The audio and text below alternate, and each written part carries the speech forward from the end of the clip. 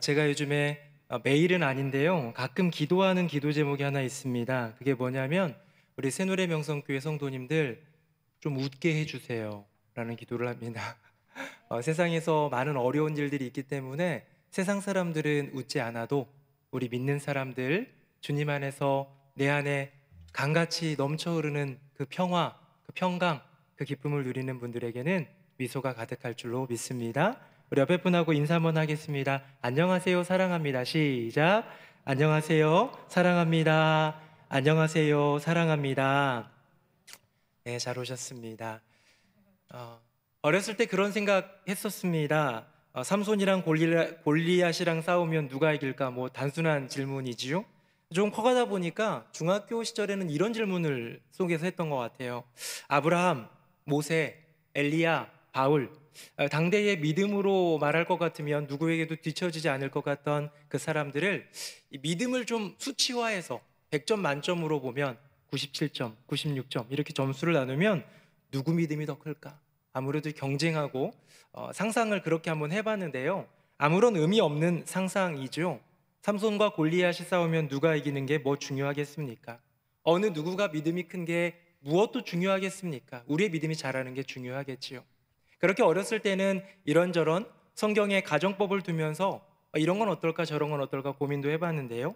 신학생이 되고 목회자가 되면서 좀 더 깊은 질문으로 들어가 보게 됩니다. 이건 성경에 나와 있지는 않지만 분명히 우리가 고민해 봐야 될 법한 그런 질문들이지요. 예수님과 바울, 우리는 이 바울이 다메섹 도상에서 예수님을 만난 것은 알고 있지만 그 전에 이 사울이라는 청년 시절에 예수님에 대해서 이 사울이라는 청년은 어떻게 생각했을까? 예수님이 십자가 처형을 당했다는 소식을 듣고 이 바울의 마음은 어땠을까? 여러분 어땠을 것 같습니까? 지금 우리가 알고 있는 사도 바울이라면 예수님이 돌아가셨다라는 그 소식을 듣고 오열하며 아마 몇 날 며칠을 금식하며 아버지 하나님께 부르짖었을지도 모르지만 그때 당시 청년 사울은 아마 합당하다 여기며 쾌제를 부르지 않았겠습니까? 이 비슷한 장면이 이 스데반의 죽음 가운데 나오는데요. 우리 본문을 잠깐 한번 볼까요? 화면 보겠습니다. 60절에 보면 스데반이 죽었고요. 1절, 2절을 제가 읽어보겠습니다. 사울은 그가 죽임당함을 마땅히 여기더라. 경건한 사람들이 스데반을 장사하고 위하여 크게 울더라. 아멘. 여러분, 스데반이 순교를 하는 장면, 예수님 사후 또 부활하신 후 다시 승천하신 후 교회가 탄생한 이후에 예수 믿는다는 이유 하나만으로 죽은 첫 번째 사람, 순교의 첫 번째 사람은 스데반인데요. 스데반이 죽을 때 사울은 그 죽음을 마땅히 여겼습니다. 어떤 죽음이었습니까? 막 돌로 던졌어요. 돌에 맞아 죽어가면서 아버지 저들의 죄를 용서해 주십시오 구하며 예수님을 닮아가던 그 스데반의 고백처럼 그렇게 죽어갔던 스데반을 보며 청년 사울은 마땅히 여겼고, 반면에 경건한 사람들, 예수님을 믿고 바라보는 부활 소망을 가졌던 사람들은 크게 울었더라라고 표현하는 것이죠. 한 사람의 죽음은 꽤 중요합니다. 꽤라는 표현이 좀 어울리지 않을 정도로 한 사람의 죽음은 너무나도 중요합니다. 그런데요, 그 죽음이 누군가에게는 슬픔과 눈물의 이유가 되고 누군가에게는 비난과 조롱의 대상이 되는 경우가 있다는 것이죠. 얼마 전에 조용기 목사님께서 소천하셨습니다. 아마 교계 안에서 많은 애도의 물결이 있었고 슬퍼하는 분들, 특별히 여의도 순복음교회 성도들은 얼마나 많이 슬펐겠습니까? 근데 기사화됐죠. 아무래도 큰 교회, 또 한국교회의 족적을, 아니 세계교회의 큰 족적을 남긴 분위기에 많은 곳에서 이슈가 되었습니다. 그런 기사들의 아래 하단에 있는 댓글들을 보면 이 교계와 사회의 온도차가 너무 큰 것을 보게 됩니다. 애도하며 슬퍼하는 사람들도 있었지만 비난하며 조롱하는 사람들이 얼마나 많은지요. 왜 그럴까요? 그 죽음에 대해서 바라볼 때에 그 죽음이 가지는 가치에 대해서 다르게 느끼기 때문입니다. 어떤 사람은 그 죽음을 가볍게 여기고 어떤 사람은 그 죽음을 무겁게 여기는 것이죠. 청년 사울, 사도 바울이 아닙니다. 사도 바울 이전에 청년 사울에게 있어 그렇다면 예수님의 죽음은 어떤 죽음이었을까요? 저는 이렇게 생각합니다. 아마 사울에게 있어 예수의 죽음은 개죽음 정도 아니었을까? 가장 고결하고 가장 존엄한 죽음이었던 예수의 죽음을 가장 하찮고 의미 없는, 가치 없는 개 죽음으로 여겼던 사람, 그 사람이 바로 이 사울이라는 청년 아니었겠습니까? 청년 사울 입장에서는 예수의 처형, 저 십자가에 달려서 비참하게 죽는 그 처형은 당연한 것이었습니다. 로마라는 국가의 반역, 내가 유대인의 왕이다라는 것을 고백하는 반역의 어떠함도 있었지만, 이 사울이라는 청년 입장에서는 자기의 세계관의 전부였던 율법을 거스르고 이게 아니고 이게 하나님의 뜻이다라고 자기의 궤변을 늘어놓는, 사실은 실상은 그것이 진리였지만 이 사울이라는 청년에게는 궤변만 늘어놓는 한 무리의 우두머리, 이 세리나 죄인들, 창녀, 어부들, 천한 갈릴리 사람들과 몰려다니는 이 무리의 우두머리의 죽음, 그의 신성 모독의 죄의 대가는 합당한 것이었습니다.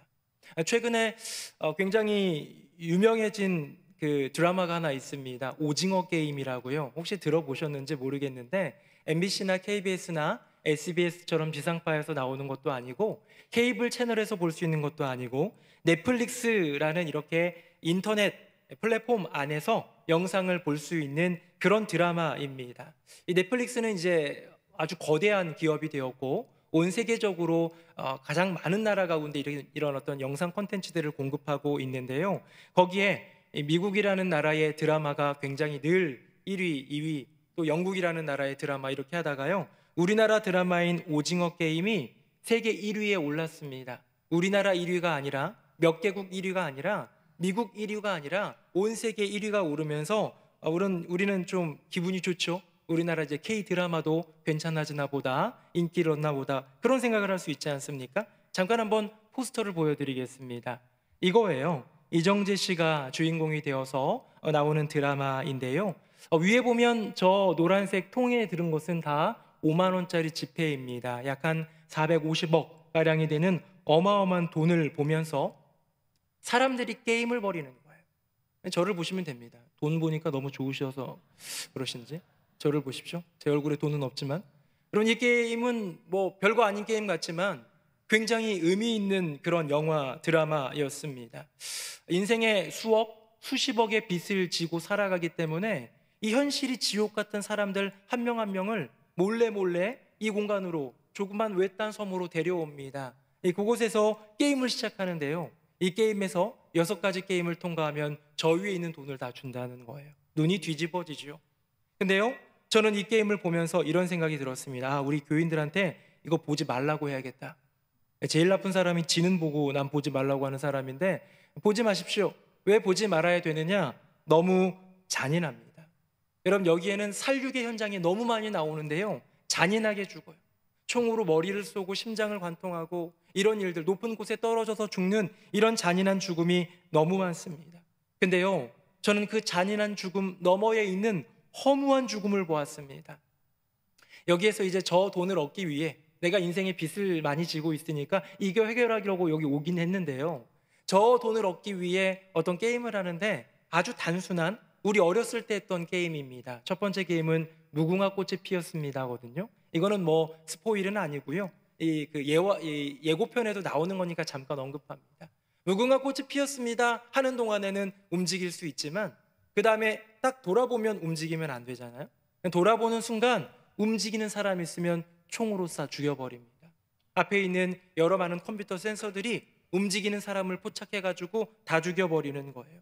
여러분, 게임하다가 잠깐 움직였다고, 잠깐 삐끗했다고 죽는 그 허무한 죽음, 잔인한 죽음을 넘어 허무한 죽음이 있었고요, 저는 허무한 죽음 넘어 가치 없는 죽음을 보았습니다. 그 죽는 모습을 보면서 나중에 보니까요, 돈 많은 VIP 귀족들은 마치 경마장에서 어떤 말이 1등할 거야 돈을 거는 것처럼 어떤 녀석이 살아남을 거야, 어떤 녀석이 이길 거야 하면서 돈을 거는 모습을 보게 됩니다. 또한 사람이 죽을 때 살육의 현장에 있어서 많은 영화들은 어떤 비장한 음악이나 음산한 음악들이, 슬픈 음악이 깔려야 되는데요, 이 드라마에서는 사람이 죽어가는 살육의 현장 가운데 재즈 음악이 배경음악으로 나옵니다. 클래식이 들려옵니다. 너희들의 죽음은 아무런 가치도 없다는 거예요. 너희들 한 사람 한 사람이 죽어가는 건 우리 돈 많이 있는 가진 자들, 우리 온 세계의 입장에서 보면 아무렇지도 않다라는 것을 보여주는 것 같습니다. 감상평은 이렇습니다. 인간의 개죽음에 대한 고찰. 이건 저의 감상평입니다. 물론 그 안에 협력도 있고요, 그 안에 대신 죽고자 하는 희생도 있습니다. 여러 가지 많은 휴머니즘적 가치도 있지만 인간의 개죽음, 이렇게 잔인하게 죽는데 이렇게 잔인한 죽음이 허무할 뿐만 아니라 그것은 아무런 가치 없는 개죽음임을 보여주는 것이지요. 제가 계속 개죽음 하니까 좀 불편하시죠? 여러분, 개죽음은 사전적으로 보면 아무런 보람이나 가치가 없는 죽음을 비유적으로 일컫는 말입니다. 개죽음. 가치가 없는 죽음이에요. 보람이 없는 죽음이에요. 의미가 없는 죽음입니다. 여러분, 이 시대의 익명의 인간 한 명의 죽음은 아무것도 아닙니다. 이쯤에서 질문 한번 던져볼까요? 나 스스로에게 한번 질문 한번 던져봅시다. 나의 죽음은 개죽음이 될 것인가? 존엄한 죽음이 될 것인가? 아무도 신경 쓰지 않는 가치 없는 죽음이 될 것인가? 아니면 누군가에게 의미 지어지는 의미 있는 죽음이 될 것인가? 우리는 인생을 살아가지만 죽음을 염두에 두며 살아갑니다. 죽음을 바라보지 않고 죽음 너머에 있는 세상을 생각하지 않는 인생은 아무런 의미 없는 인생을 살아간다 해도 과언이 아니지요. 우리는 믿음이 있습니다. 내 죽음 뒤에는 영원한 생명이 있음을. 그렇다면 내 죽음, 내 인생이 끝날 그 즈음에 나의 죽음은 누군가에게 어떤 의미가 될까? 2, 3주 전에 어떤 목사님들을 만나게 되었습니다. 한 분은 저보다 한 20살 정도 많은 60대 중반에, 한 분은 저보다 10살 정도 많은 50대 중반의 목사님들을 만나서 이런저런 이야기를 나눕니다. 처음 본 상황이기도 하고 그러다 보니까 60대 목사님이 먼저 자기의 삶을 나누며 이야기를 이어갑니다. 사실은 제가 5개월 전에 제 아내를 뇌종양으로 천국에 먼저 보냈습니다. 이렇게 9,000원짜리 밥 맛있게 먹고 이렇게 얘기하는데 죽음에 대한 이야기, 그것도 가족의 죽음에 대한 이야기가 나오니까 왠지 무거워졌어요. 진중해졌어요. 아, 그러셨군요. 예. 이어갑니다. 2년 4개월 동안 투병했다고 합니다. 이 뇌종양이, 저는 잘 모르는데요, 이 뇌종양을 제거하다 보면 또 항암 치료를 하거나 이런 수술을 하다 보면 이 신경들을 건드리게 되어가지고 몸이 마비가 되거나 이런 경우가 있지 않습니까? 사모님도 그렇게 몇 차례에 걸쳐 어떤 수술과 또 여러 가지 많은 치료를 하다가 자꾸 온몸이 마비가 되는 과정 가운데 있었다는 것이죠.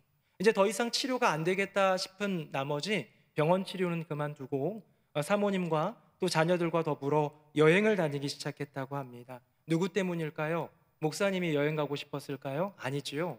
이제 죽어가는 이 아내의 소원, 내 평생 여행 한번 제대로 못 다녀본 것 같은데 여행 가고 싶다고. 내 목회를 위해서 뒷바라지하던 아내, 그 아내의 소원 생각하면서 최선을 다해 휠체어에 태워서, 때로는 조금 더 심각해지면 병상에 태워서 자녀들과 전국 각지를 다녔다고 합니다. 목회를 멈추었습니다. 그만둘 생각까지 하면서 그렇게 내려놓고 아내와 자녀와 더불어 그렇게 여행을 다녀왔고 2년 4개월 만에 아내는 저 하나님 나라로 갔습니다. 사모님은 그렇게 떠났지요. 그러면서 이 목사님이 굉장히 뭉클한 말씀을 하셨어요. 저는 아내의 죽음으로 인해 사랑이 무엇인지 깨달았습니다 라고 얘기하는 거예요. 여러분, 이분은 목사님입니다. 우리가 뭐 이름 되면 알만한 유명한 교회 후임 목사님으로 되셨던 분이에요. 그런 목사님인데요, 그 목사님의 인생 가운데 지금껏 사랑을 몰랐다라는 것이 말이 될까요? 예수의 사랑을 알고 경험하고 고백하며 선포해야 되는 목회자의 인생, 그런데 아내의 죽음으로 비로소 깨닫게 되었다는 것. 아내의 똥오줌을 닦아내면서 그렇게 오랜 시간 동안 투병하는 아내를 옆에서 지켜보면서 지금도 아내가 생각나면 눈물이 나지만 그 사랑 경험을 마음속에 새기며 일어서고 있다는 그 목사님의 메시지를 들었습니다. 저는 좀 먼 이야기 같아서 아직은 뭐 가족 중에 누군가가 그렇게 될 것 같지 않은 생각 때문에 멀게 느껴졌지만 가슴 뭉클하게 듣고 있었는데요, 옆에 계시던 50대 목사님은 거의 눈물이 글썽글썽 하면서 그 이야기를 듣더니 말씀을 이어갑니다. 목사님 말씀 잘 들었습니다. 사모님이 뇌종양이시라고 하니까 저도 한 말씀 드리겠습니다. 저는 22살 때 어머니가 뇌종양으로 소천하셨습니다. 그때 나이 49세. 자기가 22세, 아직 젊은 나이에 49세는 꽤 어른처럼 보였대요. 어머니니까. 근데 내가 49세를 지날 즈음에 되니까요, 이게 얼마나 젊은 것인지를 알았다라는 것이죠. 마침 군 입대를 하게 되어 있는 상태였는데 어머니가 돌아가시면서 장례를 치르자마자 입대를 했다고 합니다. 강원도 양구 저 산골에 입대하여서 그렇게 군 생활을 하던 중, 89년도니까 언제적 이야기입니까? 얼마나 무시무시한 시대입니까? 지금처럼 100일 휴가도 없던 시대, 이등병 마치고 일병 달면서 반년 만에 나가야 되는데요, 휴가 나갈 쯤 됐는데 GOP로 이 전방 경계 근무에 들어가게 되면 부대 전체가 들어가게 되면서 1년 동안 나오지 못했다고 합니다. 1년 만에 상병을 달고 이제 첫 휴가를 나왔습니다. 부대에서 양구 시내까지, 양구에서 청량리까지, 청량리에서 서울역까지, 서울역에서 전라도 자기 집 동네까지, 거기서 자기 집까지, 그렇게 24시간 가까이 걸려서 집에 도착했을 때 마침 아무도 없었는데요, 집 거실에 어머니의 영정사진이 있더랍니다. 대청마루에 영정사진이 있는데 그거 보면서 그렇게 울었대요. 펑펑 울었대요. 그 젊은 나이에 그 1년 동안 못 본 엄마, 어쩌면 군 생활에 어려웠던 감정도 있었겠지요. 또 오랜만에 휴가 나와서 고향에 대한 그리움도 있었을지 모릅니다. 하지만 그런 감정들은 다 차치하고 어머니, 1년 전에 돌아가신 그 어머니를 생각하며 펑펑 울었다는 것이죠. 근데요, 그 영정사진을 끌어안고 펑펑 울다가 잠깐 내려놓고 보니 영정사진 앞에 커다란 성경책이 있더랍니다. 이 성경책은 거의 막 이만한 성경책인데요, 어머니가 뇌종양을 앓으시면서 또 역시 수술하고 막 이러다가 이 시신경을 좀 다치셔가지고 글이 안 보여서 큰 글자 성경을 읽으셨대요. 성경에 놓여있는 성경 구절이 뭐였냐면 이사야 60장 1절이었다고 합니다. 일어나라, 빛을 발하라. 이는 내 빛이 이르렀고 여호와의 영광이 내 위에 임하였습니다. 이 말씀을 딱 보는 순간 이건 하나님이 나를 부르시는 부르심이다라는 강력한 이끌림 속에 아멘을 고백하면서 그 길로 목회자, 목사, 그 목회의 길을 걷게 되었다라는 것이죠. 이제 다시 군대로 돌아가고 제대한 이후에 이제 신학교를 입학하여서 목회의 길을 걸었다고 합니다. 그러면서 이 목사님도 굉장히 중요한 말씀을 던져주셨어요. 어머니의 죽음은 저에겐 하나님의 부르심이었습니다 라고 하는 이야기. 저는 두 분의 그 목사님, 한 분은 아내를 잃고 한 분은 어머니를 잃고 그 죽음의 이야기를 들려주면서 저는 그저 듣고만 있었는데요, 이런 생각이 들었습니다. 그렇구나. 아내의 죽음이, 어머니의 죽음이 한 남편과 한 아들의 인생에 던져준 분명한 의미, 아내의 죽음이 나의 인생에 사랑을 가르쳐 주었고 어머니의 죽음이 나에게 부르심을 알려주었다면 여러분, 그 인생은 참 의미 있는 인생 아닙니까? 그 죽음은 참 가치 있는 죽음 아니겠습니까? 우리가 싫어하는 뇌종양, 그 암이라는 그 질병 때문에 죽어갔지만 그 죽음은 100살, 120살을 장수한 사람보다 어쩌면 가치 있는 죽음이 아닐까요? 이렇듯 한 사람의 죽음이 의미 있을 수 있다면 우리 예수님의 죽음 또한 우리의 인생 가운데 깊은 울림, 깊은 의미로 남겨져야 되지 않겠습니까? 여러분, 사랑하는 성도님들, 여러분의 인생 가운데 예수님은 어떤 의미입니까? 네, 날 위해 죽으신 예수님, 감사한 마음은 여전히 제 안에 갖고 있습니다. 그러니 신앙은 지킬게요 정도입니까? 그 신앙을 지킨다는 게 뭘까요? 저 예수님 모른다고 부인은 안 할게요. 여기가 신사참배하는 시절입니까? 아니면 저기 어디 오지에 가서 인디언들이 예수 믿는 사람들 다 죽이는 그런 시대입니까? 아니잖아요.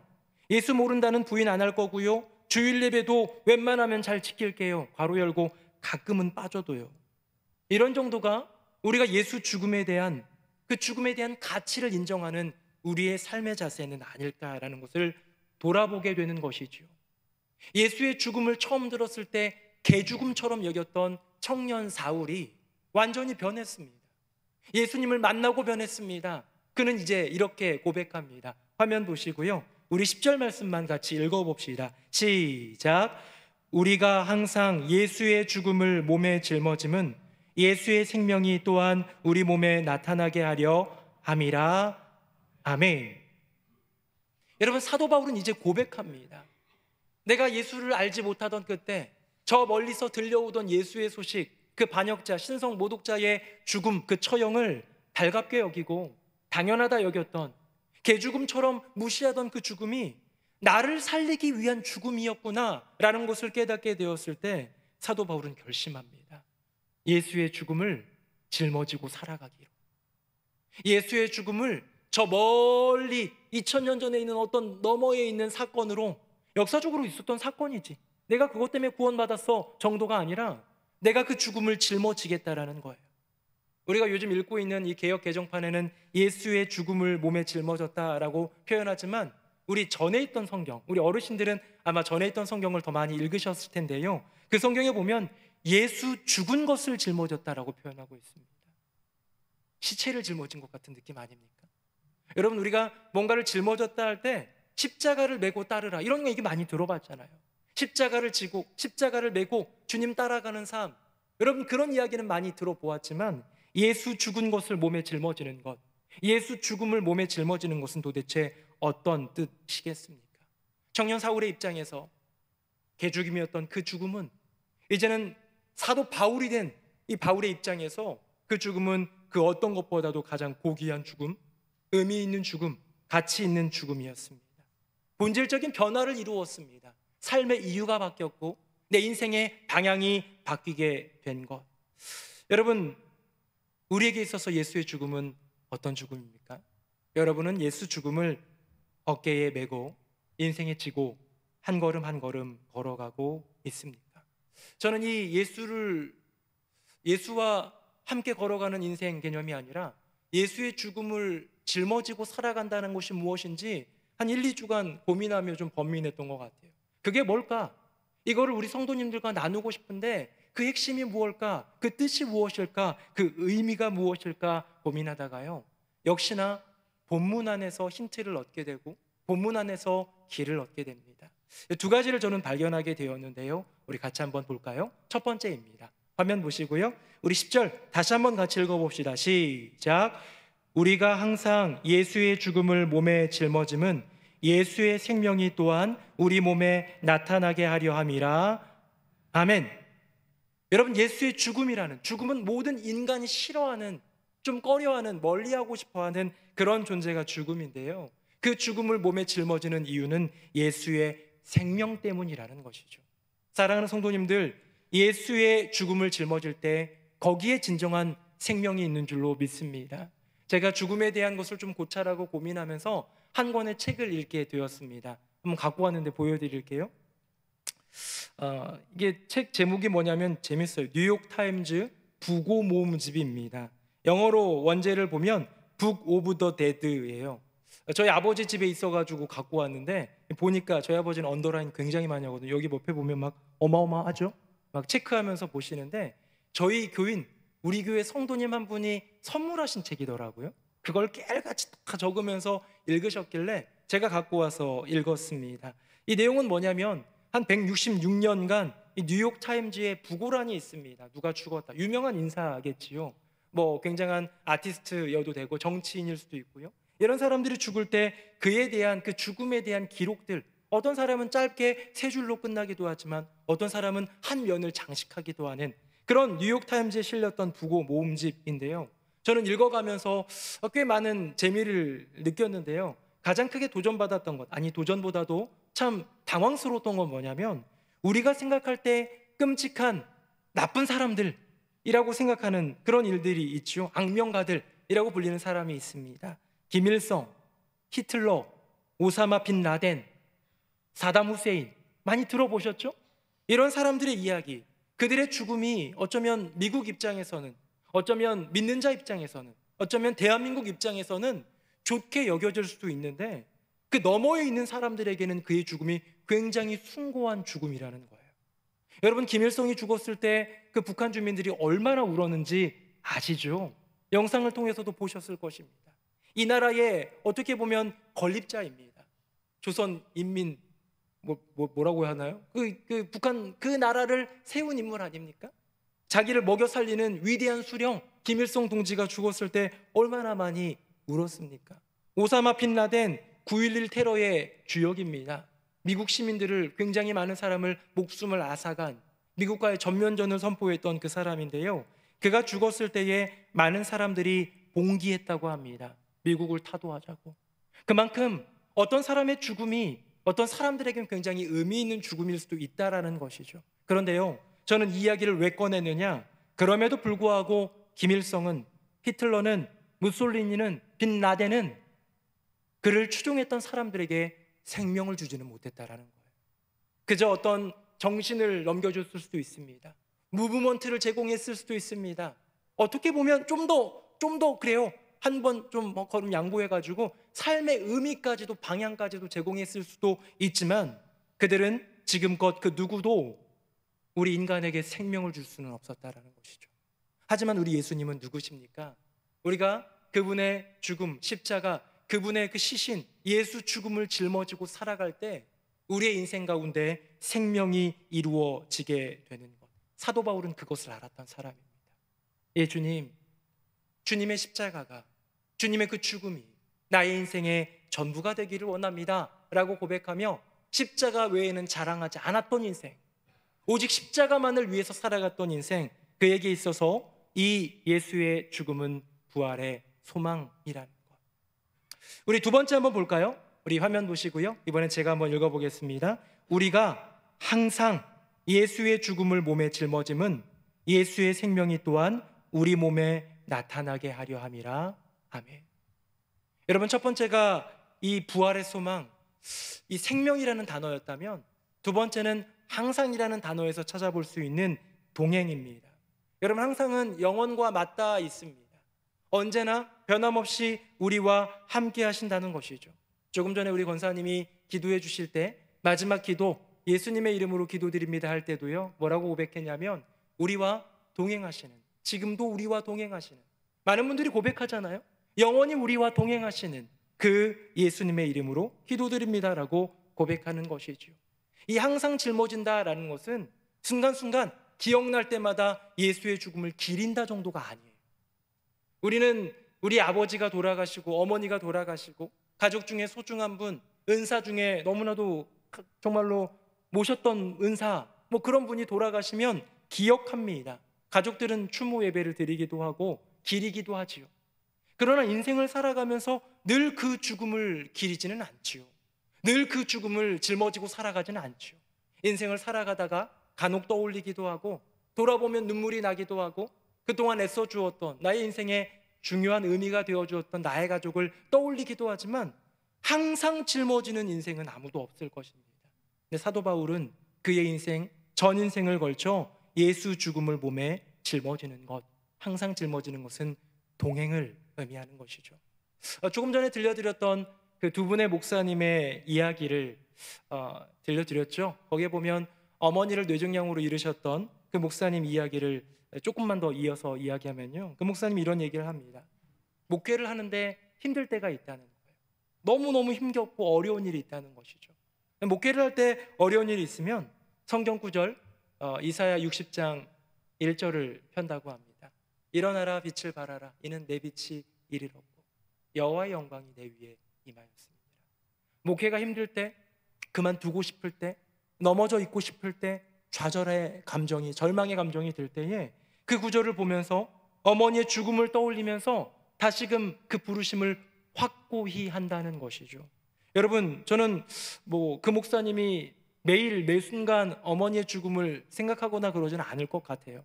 인간이 그렇게 살아가기는 어렵죠. 하지만 적어도 목사님의 목회라는 그 부르심의 입장에서 볼 때 어머니의 죽음은 동행하고 있는 것이 아닐까요? 왜? 내 목회를 돌아볼 때마다, 내 목회를 멈출 때마다, 그 부르심을 돌아보며 생각할 때마다 다시 어머니의 죽음을 생각하니까요. 사랑하는 성도님들, 우리는 참 고단한 인생길을 걸어가고 있습니다. 코로나 때문에 어렵기도 하고, 경제 때문에 어렵기도 하고, 육신 때문에, 관계 때문에 많은 어려움이 있는데요, 이런 어려움이 있을 때 예수 죽음을 떠올릴 수 있다면 거기에 넉넉한 은혜와 소망, 동행의 축복이 있지 않겠습니까? 예수 죽음을 짊어지다, 예수 죽음을 짊어지다, 예수 죽음을 짊어지다. 어쩌면 우리가 30년, 40년 신앙생활을 해오던 가운데에 우리가 고백해보지 않았던 그 고백일 수도 있습니다. 예수님의 죽음을 내가 짊어지겠습니다. 하지만 그것은 가치 있는 일입니다. 죽음을 짊어졌지만 그 안에 생명이 있음을 고백하는 것, 죽음을 짊어졌지만 그 죽으신 주님이 살아나셔서 영원히 우리와 동행하고 있음을 믿는 것. 사랑하는 성도님들, 이 세상을 살아갈 때에 예수 죽음을 짊어지고 믿음으로 승리하는 저와 여러분 되기를 예수님의 이름으로 축복합니다. 고단한 인생길, 어려운 그 길 걸어갈 때에 낙관적인 물질적인 축복만 바라지 말고 우리의 인생 가운데 펼쳐지는 형통만 구하는 것이 아니라 나의 인생 가운데 가장 의미 있는 예수 죽음을 마음속에 새기고 그 죽음을 짊어지고 주님과 동행하며 부활 소망으로 살아가는 저와 여러분 되기를 예수님의 이름으로 축복합니다. 아멘. 우리 함께 찬양하겠습니다.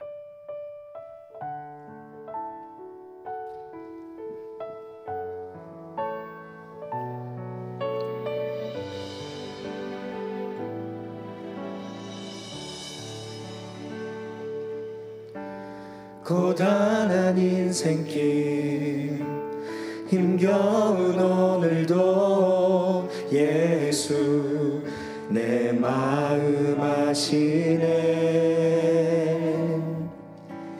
지나간 아픔도 마주할 세상도 예수 내 마음 아시네. 고단한 인생길 고단한 인생길 힘겨운 오늘도 예수 내 마음 아시네. 지나간 아픔도 마주할 세상도 예수 내 마음 아시네. 믿음의 눈 들어 주를 보리. 이 또한 지나가리라.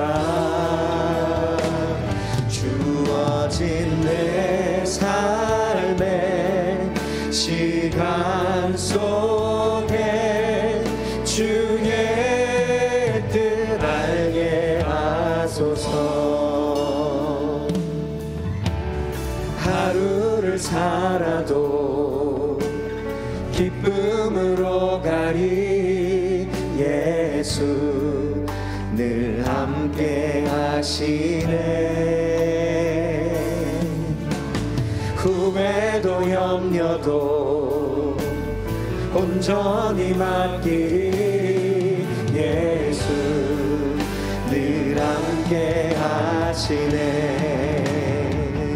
믿음의 눈 들어 주를 보리. 이 또한 지나가리라. 주어진 내 삶의 시간 속에 주의 뜻 알게 하소서. 믿음의 눈을 들어서 주를 보리.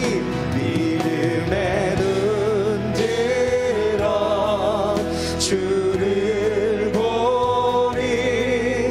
이 또한 지나가리라. 주어진 내 삶의 시간 속에 주의 뜻 알게 하소서. 믿음의 눈 들어 믿음의 눈 들어 주를 보리. 이 또한 지나가리라. 주어진 내 삶의 시간 속에 주의 뜻 알게 하소서. 고단하고 힘겨운 인생길 걸어갈 때 외롭지 말라고, 너무 힘들어하지 말라고 예수님께서 우리 곁에 지금도 계신 줄로 믿습니다. 예수님의 죽음은 개죽음이 아닙니다. 예수님의 죽음은 가치 없는 죽음이 아닙니다.